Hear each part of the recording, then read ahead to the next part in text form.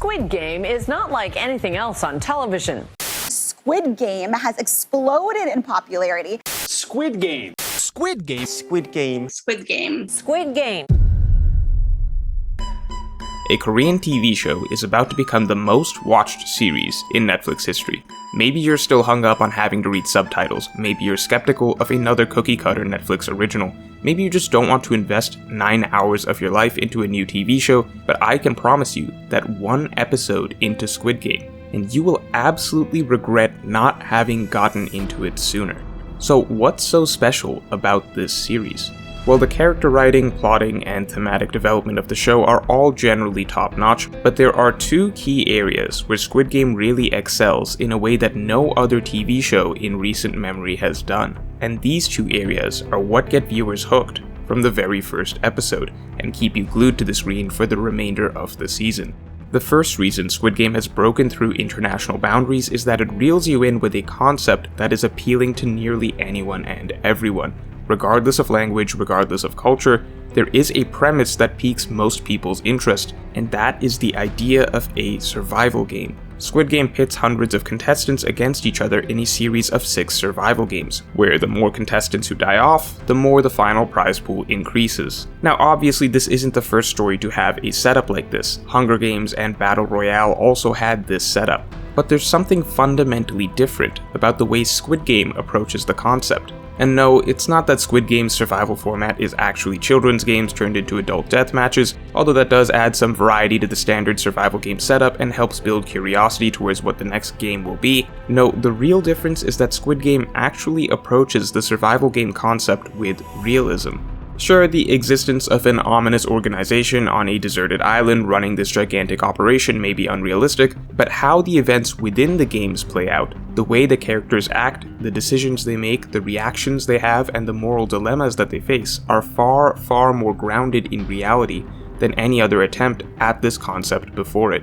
There's no action hero running around with a bow and arrow hitting headshots like Hawkeye here. There's no scythe-wielding seductresses, there's no silent anime cold-blooded killers. Everyone in this scenario feels like a real character, with a very human backstory of how they got here and why they need the money. There are only soft advantages. Some characters are a bit more physically capable, some characters are more intelligent, but even the toughest guy is just a little tougher than the others. Even smart characters are by no means mastermind chess players. We see more or less believable human beings here. Characters doing whatever it takes, being as opportunistic as possible, forming half-hearted alliances and then breaking them off. Everyone is just stumbling through trying to survive. And that's what makes for a truly believable survival game. No one is actually good at the game. They're all just helpless people, like you or I.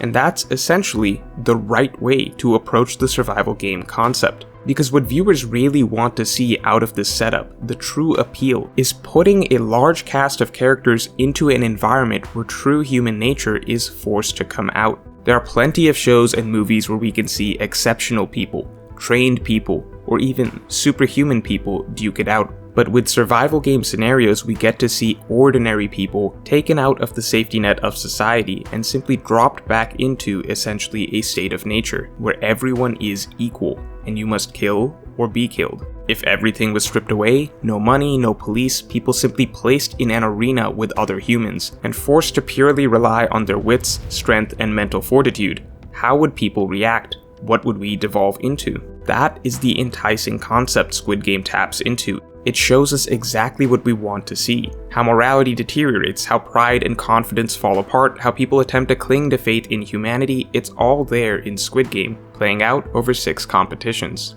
People are naturally drawn to the idea of humans in survival scenarios. It's why The Hunger Games was such a tremendous success despite being a very surface-level PG take on it. It was really sold just on the concept alone, as proven by the fact that the following non-survival game sequels are completely forgettable. It's why The Walking Dead remained so popular for so long despite retreading the same ground over and over again.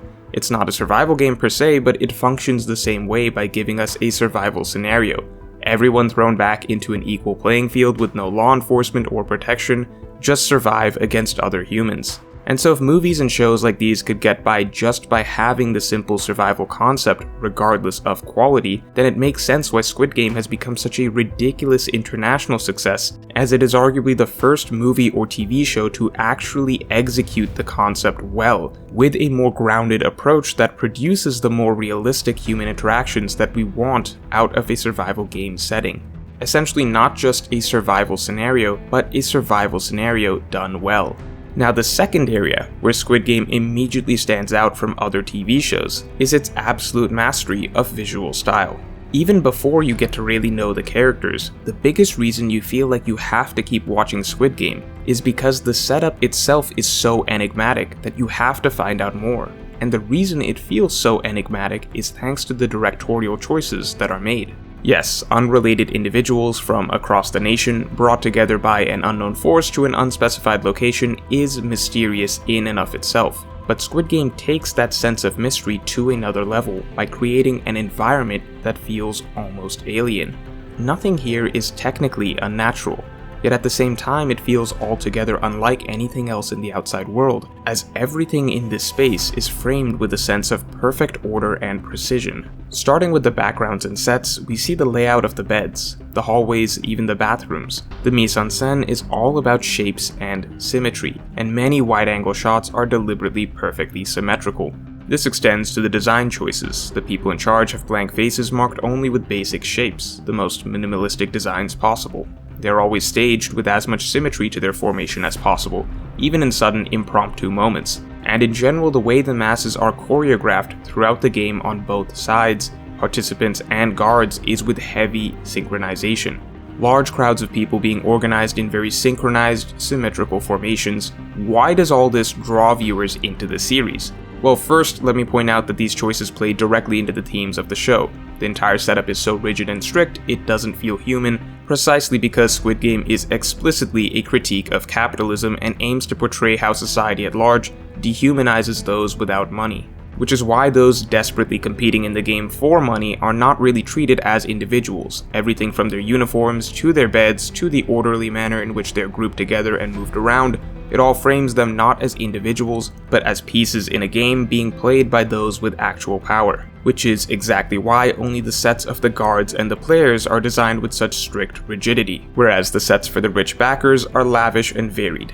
But beyond the thematic purpose, all this heavy focus on shapes, symmetry, synchronization, minimalism, and so on draws the viewer in precisely because it all feels so inscrutable. The film Last Year in Marienbad famously used an unnatural degree of symmetry and perfect shapes in its shots to create a sense of the surreal. And while I wouldn't say Squid Game is surreal, it certainly invokes similar visual elements at points to add to the sense of strangeness, as though we have been dropped into a world almost separate from reality, a miniature dystopia of sorts that seems impossible for the character or the viewer to glean any information about. The guards are unreadable and eerily organized, seemingly cogs in a grander wheel themselves. The architecture of the facility is labyrinthine and impossible to decipher. The way this entire setup is introduced to us feels like we have been given a puzzle box that needs to be solved. Just looking at this frequently seen room of stairs, the director has explicitly stated that he aimed to imitate the design of the famous optical illusion, the Escher steps, which itself is deliberately confusing and unsolvable. This room of stairs also carries similarities to aspects of German expressionism, a style of filmmaking notable for its nightmarish set pieces, which could be distorted and unrealistic, or alternatively defined by sharp shapes and angles, as we see here in Squid Game, precisely because German Expressionism was a movement that aimed to evoke feelings of fear and anxiety in the viewer. Interestingly enough, to capture the emotions of a traumatized society post-World War I, which parallels Squid Game's efforts to portray the current horror everyday people experience in the modern capitalistic system. So while you might start watching Squid Game because of its tantalizing concept and the realism with which it approaches the survival game genre, you really get sucked into this dark little universe largely because of how it is presented to you. And these two key elements together are what truly separate it from the rest of the pack of American TV shows that it's currently blowing out of the water. So if you haven't tried Squid Game yet, give it one episode, and you too will likely be unable to stop. And if you enjoyed this video, then like, comment, and subscribe for more videos like this.